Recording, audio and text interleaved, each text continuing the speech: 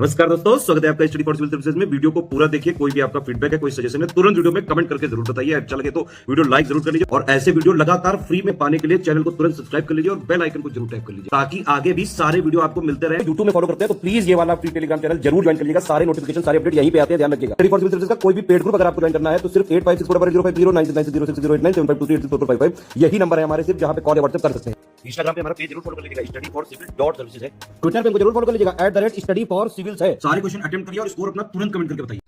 नमस्कार दोस्तों, आप सभी का स्वागत है स्टडी फॉर एग्जाम्स में। दोस्तों, जैसा कि हम लोग जानते हैं कि यूपीपीएससी से अपर निजी सचिव एपीएस की वैकेंसी आने वाली है और आयोग ने बताया है कि आपका जो नोटिफिकेशन है वो सितंबर माह में जारी होने वाला है। उसी के संदर्भ में हम लोग देखेंगे कि जैसा कि हम लोग जानते हैं जो पेपर होता है वह कई चरणों में आयोजित होता है। इसमें पहला जो पेपर होता है वह आपका ऑब्जेक्टिव होता है 100 प्रश्न का, और उसी दिन सेकेंड मीटिंग में आपका हिंदी का पेपर होता है, वह भी आपका 100 मार्क्स का होता है। इसके बाद आपका 135 मार्क्स का जो शॉर्ट हैंड बोला जाता है। फिर तुरंत उसके बाद जो है उसी दिन 15 मिनट की टाइपिंग होती है, 15 नंबर के लिए जो है आपकी टाइपिंग होती है। और यह जो टाइपिंग होती है सिर्फ आपकी हिंदी की टाइपिंग की जाती है। और हिंदी में जैसा कि आप लोग जानते हैं कि अब दोनों फॉन्ट अलग हो गया है। आपका मंगल भी है, मंगल इंस्क्रिप्ट और कुर्तीदेव 010, यह दोनों जो है मान्य हो चुका है। और इसके पश्चात जो है आपका एक कंप्यूटर जो सेक्शन होता था उसका आपका टेस्ट लिया जाता था। इस बार हो सकता है आपको परिवर्तन देखने को मिल सकता है। परिवर्तन में विशेष रूप से जो कंप्यूटर का सेक्शन है उससे ऑब्जेक्टिव के सेक्शन में ऐड कर दिया जा सकता है। अब आयोग जो है जब नोटिफिकेशन निकालेगा उसके पश्चात ही यह कंफर्म हो पाएगा। बाकी जैसा अब तक पुराना पैटर्न रहा 2010 का, 2013 का, उसी के बारे में हम लोग थोड़ा चर्चा करेंगे। जैसा कि हम लोग जानते हैं कि पूर्व में जो परीक्षा आयोजित की गई थी वो 2013 में, और 2013 में 5000 के आसपास फॉर्म गिरे थे। इसीलिए पेपर आपका ऑब्जेक्टिव और हिंदी हुआ था। उसके पश्चात जो है शॉर्ट हैंड कुछ दिन बाद उसका पेपर हुआ था, स्टेनोग्राफी का टेस्ट लिया गया था। जो लोग 95% एक्यूरेसी के साथ जिन्होंने अपना पेपर पास किया था, सिर्फ उन्हीं लोगों की जो है जो GS 1 की और हिंदी की कॉपी चेक की गई थी। तो आप लोग विशेष ध्यान दीजिए कि जो लोग भी जिनका भी स्टेनो काफ़ी अच्छा है वो लोग तो कोई बात नहीं, वो लोग अपने GS और हिंदी सेक्शन पे प्रयास करें, बहुत अच्छा प्रयास करें। परंतु जिनका स्टेनो अभी शुरुआत है, जो अभी डिक्टेशन शुरुआत में लिखना प्रारंभ किए हैं, वो लोग अपनी एक्यूरेसी और स्पीड जो है वो 95% से ऊपर कर लें, क्योंकि अब आयोग ही कंफर्म कर सकता है। क्योंकि इस बार जो फॉर्म गिरेगा, जहाँ तक उम्मीद की जा सकती है, यह 50,000 के अंदर या 50,000 के समथिंग फॉर्म गिर सकता है। एक आकलन किया जा रहा है, क्योंकि 5,000 फॉर्म तो नहीं गिरने वाला है। और इतना है, आयोग भी 40,000 50,000 लोगों का पेपर और शॉर्ट हैंड भी नहीं कराने वाला है। तो परिवर्तन कुछ आपको देखने को मिलेगा। तो जो लोग भी स्टेनो अभी शुरुआत किए हों वो लोग अपने सभी जो आपकी प्राथमिकता होती है उस प्राथमिकता में सबसे पहली प्राथमिकता आपकी होनी चाहिए कि स्किल की तैयारी सबसे पहले करें। और उसमें जो आपको जानते हैं कि यहाँ पर प्रश्न आपका जो डिक्टेशन बोला जाएगा, ऐसा नहीं कि आपका महान महोदय, मंत्री महोदय, ऐसा कुछ नहीं बोला जाएगा। यहाँ पे जो डिक्टेशन बोला जाएगा वहाँ पर आपकी मुहावरेदार भाषा का प्रयोग किया जाएगा, उसका भी आपका परीक्षण किया जाएगा। पिछली बार जो डिक्टेशन बोला गया था वह जजमेंट दिया गया था, उससे जो आपका डिक्टेशन बोला गया था। तो आपकी जो तैयारी है वह 95% एक्यूरेसी के साथ और 80 वर्ड पर मिनट की स्पीड से भी तेज़ होनी चाहिए। क्योंकि वहाँ पर एग्जैक्ट 80 वर्ड पर मिनट की स्पीड से नहीं बोला जाता है, हमेशा थोड़ी स्पीड आपकी बढ़ाई कर ही बोला जाती है। तो विशेष रूप से आप लोग ध्यान दीजिएगा, क्योंकि जैसे ही आपका 95% से जैसे एक्यूरेसी आपकी कम हुई तुरंत आप बाहर हो जाएंगे। आपकी कितनी अच्छी तैयारी हिंदी में है, कितनी अच्छी तैयारी आपकी ऑब्जेक्टिव में, कितना अच्छा आप कंप्यूटर में जानकारी रखते हैं, सब बेकार हो जाएगा। तो पहली प्राथमिकता आपको होनी चाहिए कि स्किल की तैयारी जो आपकी सबसे पहली प्राथमिकता आपकी होनी चाहिए। आइए हम लोग थोड़ा GS का सेक्शन देख लेते हैं, जहाँ पर सब शब्द संक्षेप का आपके 10 अंक निर्धारित हैं। पुस्तकों से 10 अंक, इतिहास से 10 अंक है, विज्ञान से 10 अंक है। आपको प्राथमिकता यह देनी, मेरे कहने का तात्पर्य है कि अगर आपका 100% कोई चीज़ है उसमें आप कम समय में सबसे अधिक आउटपुट कहाँ मिल सकता है, आपको उसको ध्यान देना है। आप यहीं पर ध्यान दे रहे होंगे। अगर आप यूपी का भूगोल पढ़ते हैं तो आपको 6 मार्क्स मिलेंगे। अगर आप भारत भूगोल पढ़ते हैं तो आपको 4 मार्क्स मिलेंगे। तो आपको पहली प्राथमिकता ये देनी है कि आपको उत्तर प्रदेश से संबंधित जो भूगोल है वह आपको पढ़ना है, जहाँ पे आप 6 मार्क्स ले आएंगे। और भारत का जो भूगोल है उसके लिए आपको 4 मार्क्स मिलेंगे, उसके लिए आपको काफ़ी मेहनत करनी पड़ेगी। तो आप इसको सेकेंडरी में रखेंगे। पहली प्राथमिकता जो देंगे आप वह उत्तर प्रदेश के भूगोल को देंगे। फिर इसके बाद आपका भारतीय संविधान है 10 अंक, खेल जगत से 10 अंक, महत्वपूर्ण नगर स्मारक और इमारतें से 10 अंक हैं, करंट अफेयर के 10 प्रश्न 10 अंक हैं और अंगणित के 10 अंक हैं। दूसरा जो सेक्शन आपका हिंदी का है, यहाँ पर अपठित गद्यांश प्रश्नोत्तर और अपठित गद्यांश का शीर्षक, इसके लिए 20 अंक है। संक्षेपण के लिए 10 अंक है। पत्र एवं कार्यालय विभिन्न पत्रों का आलेखन के लिए 10 अंक है। मुहावरे एवं लोकोक्तियों तथा उनका प्रयोग के लिए 10 अंक है। विभिन्न शब्दों का एक शब्द के लिए 10 अंक है। वाक्यों का शुद्धिकरण के लिए 10 अंक है। पर्यायवाची तथा विलोम शब्द के लिए 5 अंक है और हिंदी निबंध के लिए 25 अंक है। अगर आप लोग देख पा रहे होंगे, जहाँ पर जो इसका प्रीवियस ईयर पेपर है, वो लोग जो लोग भी देखे हों उनको यह चीज़ का अंदाज़ा लग गया होगा कि अगर आपको प्राथमिकता देनी है तो सबसे पहले जो है आप हिंदी सेक्शन को प्राथमिकता देंगे, क्योंकि यह एक ऐसा सेक्शन है जहाँ पे आपको ठोस मार्क्स मिल जाएंगे। आपको पता है कि संक्षेपण मुझे करना है, पत्र के प्रकार मुझे पढ़ना ही है, फिर आपको निबंध मुझे लिखना ही लिखना है। तो यह जो आपका 100 मार्क्स है, इसमें एक स्थिरता रहेगी आपको नंबर लाने के लिए। और वहीं पर आपको ऑप्शन भी दिया जाएगा कि 10 वाक्य दिए जाएंगे जिनमें आपको 5 का शुद्धिकरण करना होगा। अनेक शब्द दिए जाएंगे, 10 दिए जाएंगे, उनमें 5 आपका करना होगा। इसी प्रकार से यह आपके पास एक ऑप्शन के तौर पे दिया जाएगा।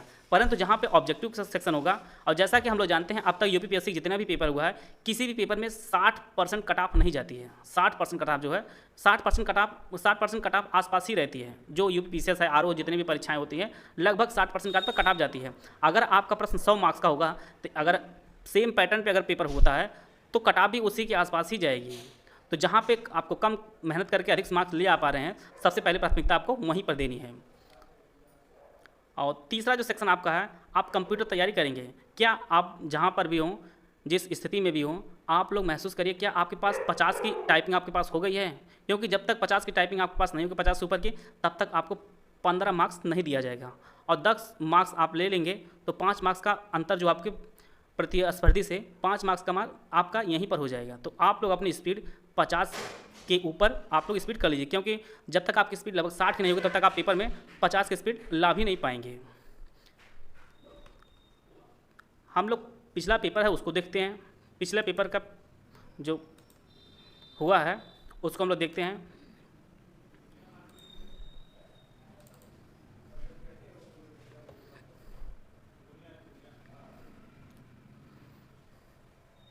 यहाँ पर आप लोग देख पा रहे होंगे, जैसे मुहावरे और लोकोक्तियाँ हैं, यहाँ पर आपको सिर्फ 5 ही करना है। आपको यहाँ पर 8 दिया गया है।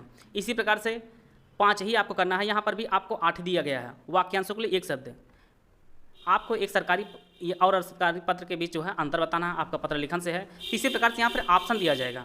आइए हम लोग जीएस का सेक्शन देख लेते हैं। जीएस का स्तर किस प्रकार से रहता है, आप ध्यान दीजिएगा। यह जो पेपर है, यह 2013 का पेपर है और आप लोग देख पा रहे होंगे 77 नंबर क्वेश्चन एक है। यहाँ पर देखिए इस प्रकार क्वेश्चन, बड़े बड़े प्रश्न जो आपकी परीक्षा में पूछा गया है। ये आपका 78 नंबर क्वेश्चन है। यहाँ पर देखिए स्टेटमेंट के रूप में सारे प्रश्न पूछे गए हैं। फिर आप देखिए यहाँ पर 82 नंबर क्वेश्चन है। यहाँ पर आप लोग देख पा रहे होंगे उस टाइम में इस प्रकार के क्वेश्चन पूछे गए थे। एक अच्छे लेवल का प्रश्न पूछा गया था। 2013 का मॉडल है। और अगर 2023 में जो पेपर होगा, इसके स्तर में आपको बढ़ोतरी ही देखने को मिलेगी। तो मेरा कहने का तात्पर्य है कि आपकी जो प्राथमिकता होनी चाहिए, सबसे पहले आप शॉर्ट हैंड को प्राथमिकता दीजिए, क्योंकि अगर आपकी एक्यूरेसी 95% से जैसे कम होगी, आपकी तैयारी कितनी बेहतर हो, सब बेकार है, सब बेकार है। और दूसरी जो प्राथमिकता आपको होनी चाहिए, आपकी टाइपिंग 50+ की स्पीड आपकी टाइपिंग होनी चाहिए, आपकी हिंदी में होनी चाहिए। फिर तीसरी जो प्राथमिकता आपकी होनी चाहिए, आप हिंदी सेक्शन को सबसे पहले मजबूत करिए, क्योंकि यह आपको एक निबंध लिखना है तो कन्फर्म है। आप 30-35 निबंध लिख लीजिए। और हाँ, विशेष रूप से निबंध के बारे में कहना चाहता हूँ, निबंध जब तक आप किसी से चेक नहीं करवाएंगे, तब तक आपके निबंध में जो क्वालिटी है आप कभी नहीं पकड़ पाएंगे। क्योंकि गाय का जो निबंध वगैरह सब है, ये बचपन में लिखा जाता था, वहाँ पे मार्क्स में मिल जाते थे। यहाँ पर आपके जो कॉपी चेक होगी वह एक उच्च स्तरीय प्रोफेसर रहेंगे, तो मार्क्स वो ऐसे नहीं देंगे। 25 में से आपको 5-6 दे देंगे और 25 में कोई 17-18 पा गया, तो ये जो गैप है आप कभी नहीं फिल कर पाएंगे। इसी प्रकार से संक्षेपण है, उसकी प्रैक्टिस के लिए यहाँ पर चीज़ें हिंदी में आपको फिक्स हैं और यहाँ पे आप मैक्सिमम मार्क्स ले आ सकते हैं। और यहाँ पर जो चौथा सेक्शन आपका है वो आपका सामान्य अध्ययन का है और इसके लिए आपको 100 मार्क्स दिए जाएंगे। और जैसा कि हम लोग जानते हैं, अगर यूपीएससी का प्रीवियस ईयर पेपर देखा जाए किसी विभाग में, तो वहाँ पे 60% ज़्यादा जो है कट ऑफ कभी नहीं जाती है। सबसे पहला प्रश्न यही है बहुत लोगों के दिमाग में कि स्टेनो क्या सीखा जा सकता है जब तक आपका स्किल होगा। जिस प्रकार से यूपीपीएससी पेपर करा रहा है, वह 9 माह में जो है पूरा जो फाइनल रिजल्ट है वह जारी कर दे रहा है। अगर आपका सितंबर माह में अगर आपका नोटिफिकेशन आता है तो 9 माह के अंदर जो है आपका स्किल वगैरह, कंप्यूटर वगैरह सब कुछ खत्म हो जाएगा। तो 9 माह में आप स्टेनो नहीं सीख पाएंगे, यह साफ जान लीजिए। परंतु जो लोग पहले सीख रहे हों, जो लोग डिक्टेशन लिख रहे हो छोटी मोटी, वो लोग सीख सकते हैं। अगर आप अच्छा प्रयास करेंगे तो बुक खत्म होने के पश्चात 6 महीना में अगर आप लोग 4 से 5 घंटा की अगर टाइमिंग देते होंगे तो आप लोग पर्याप्त इसको जो है स्पीड आप बना सकते हैं। लेकिन स्पीड बनाने में ही नहीं बहादुरी है, क्योंकि उसके साथ आपको ऑब्जेक्टिव और हिंदी सेक्शन भी आपको कंप्लीट करते चलना होगा। एक मानक रूप में आप जानिए, अगर आप लोग 8 घंटे एक दिन में पढ़ाई करते हैं, जो लोग स्टेनो साथ में लेकर चल रहे हों, जो स्किल अभी थोड़ा थोड़ा लिख रहे हों, जो 60 की स्पीड है 50 की स्पीड जिनके पास है, वो उनके लिए मैं बता रहा हूँ ये कि आप लोग लगभग 3 घंटे का समय आप लोग स्किल को दीजिए, क्योंकि आप लोग कहीं स्टेनो सीखने भी जाते होंगे, अपने गुरुजी के पास जो है स्टेनो सीखने भी जाते होंगे। 3 घंटे के आसपास आप लोग समय इसमें दे सकते हैं। फिर आप हिंदी में लगभग 3 घंटे दे दीजिए और 2 घंटे आप ऑब्जेक्टिव दे दीजिए। ऑब्जेक्टिव में जो सेक्शन सबसे आसान है, जैसे आप पॉलिटी वाला सेक्शन, आप सबसे पॉलिटी वाला आपका सेक्शन जो है वो छोटा है, यूपी स्पेशल का जो सेक्शन है आपका वो आपका छोटा है। अगर आप स्किल में 95% एक्यूरेसी के साथ अगर आप नहीं परीक्षा पास कर पाते हैं तो आपका हिंदी है, जीएस है, कंप्यूटर सब बेकार हो जाएगा। तो सबसे पहले आपको स्किल निकालनी है। और इस बार फॉर्म ज़्यादा गिरेंगे तो आयोग हो सकता है पहले पेपर कराए, आपका रिटन पेपर हो, इसके बाद उसका रिजल्ट आए और इसके बाद आपका स्किल टेस्ट हो। लेकिन उसमें भी आपको 2 महीने ज़्यादा समय नहीं मिलेगा, ये कन्फर्म है, क्योंकि आयोग जिस प्रकार से भर्तियाँ पूरा करा रहा है वो बहुत तेज़ी से करा रहा है। फॉर्म भरने की 1 माह पश्चात का समय आपको पीसीएस में दिया था, इसी प्रकार से खान अधिकारी है और फिर आपका पीसीएसजी है। आप लोग देखे होंगे फॉर्म भरने के 1 मंथ तुरंत बाद जो है 35 दिन के अंदर जो उसका पेपर आयोजित कर दिया था। तो यहाँ पर भी आप लोग मान सकते हैं कि फॉर्म तो एपीएस का अगर सितंबर में आ जाए, अगर अधिकतम समय मिले तो ये दिसंबर में पेपर भी करा लेंगे ये लोग। मैक्सिमम चांसेज आपके हैं कि दिसंबर में पेपर हो जाएंगे, और अगर सब कुछ ठीक ठाक रहा तो फरवरी तक आपको डिक्टेशन के लिए बुला सकते हैं, फरवरी या मार्च। तो समय बहुत कम है, मैक्सिमम आप लोग समय जो अपना स्किल में दीजिएगा। अगर आप लोग स्टेनो के बीसीएस ग्रुप तैयारी करें, और सबसे ज़रूरी चीज़ ये है कि अगर आप इतना समय दे रहे हैं, अगर आपको लगता है कि ये कठिन है तो आप लोग तुरंत समीक्षा में ट्रांसफ़र हो जाइएगा। समीक्षा की तैयारी के लिए जो है आप शुरू कर दीजिएगा, जिनको लगता है स्टेनो नहीं हो पाएगी।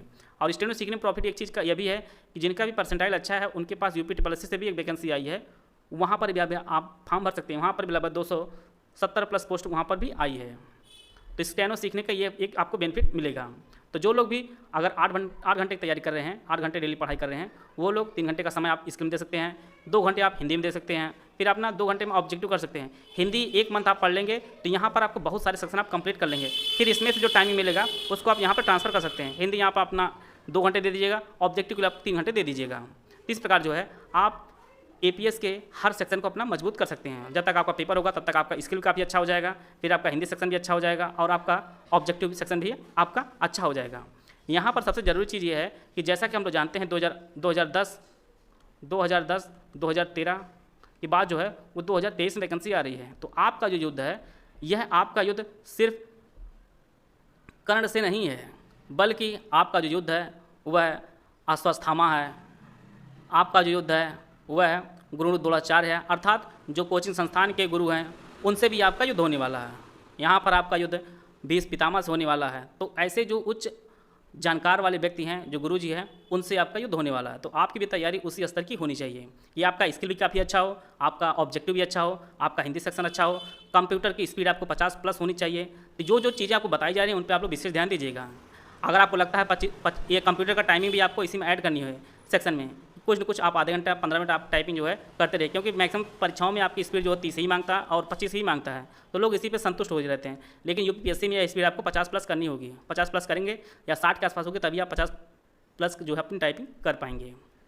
तो यह है आपका यूपीएससी एपीएस की जो वैकेंसी आने वाली है, उसके लिए आप लोग इस स्ट्रेटजी को फॉलो कर सकते हैं। यहाँ पर बहुत लोग गवर्नमेंट एम्प्लॉय जो हैं वो भी फॉर्म भरेंगे, जो लोग जूनियर असिस्टेंट या हाईकोर्ट में स्टेनो हैं या यूपी प्लेसेस कहीं स्टेनो हुए हैं या अन्य विभाग से स्टेनो हैं या किसी विभाग में कोई भी किसी भी पद पर हैं, वो लोग भी एपीएस तैयारी कर रहे हैं। एक चीज़ का ध्यान दीजिएगा, पेपर सबका एक समान होगा, कट ऑफ सबकी एक ही बनेगी। ऐसा नहीं है कि जो लोग अभी तैयारी कर रहे हैं, जो किसी नौकरी में नहीं है, वो 8 घंटा पढ़ेंगे और आपको 2 घंटे पढ़ने पर ही आपको सिलेक्शन मिल जाएगा, ऐसा कुछ नहीं है। आपको भी अपना टाइम मैनेजमेंट करना होगा। तो जो लोग भी एपीएस तैयारी कर रहे हैं वो लोग इस जो बताए गए रणनीति है वह फॉलो कर सकते हैं और अपने परीक्षा में जो है अधिकतम मार्क्स ले जा सकते हैं। अगर आप हमारे साथ यूपीपीएससी एपीएस तैयारी करना चाहते हैं तो ये हमारे दिए गए नंबर है, इस पर कॉल या व्हाट्सएप करके जो है जानकारी प्राप्त कर सकते हैं। एपीएस के लिए हमारा फुल पेड ग्रुप चल रहा है, जिसमें आपको पेड क्विज कराई जा रही है, आपको हिंदी के जो निबंध है, पत्र लेखन है, सारी पूरी तैयारी कराई जाएगी। साथ में आपको कंप्लीट स्टडी मटेरियल सब कुछ आपको एक जगह प्रोवाइड किया जाएगा। इसके लिए हमारा मॉड्यूल बेस्ड जो है प्रोग्राम चलाया जा रहा है। और हिंदी सेक्शन में जो भी आपका निबंध है, सब पत्र लेखन, ये सब का जो है आप लोग अपने लिख कर अपनी कॉपियाँ वगैरह चेक करवा सकते हैं परीक्षा से पूर्व। तो सुनियोजित तरीक़ा से आपकी तैयारी कराई जा रही है। जो लोग भी हमारे बैच लेना चाह रहे हैं वह हमारे यह दिए गए नंबर है, इस पर कॉल या व्हाट्सएप करके जो है जानकारी प्राप्त कर सकते हैं।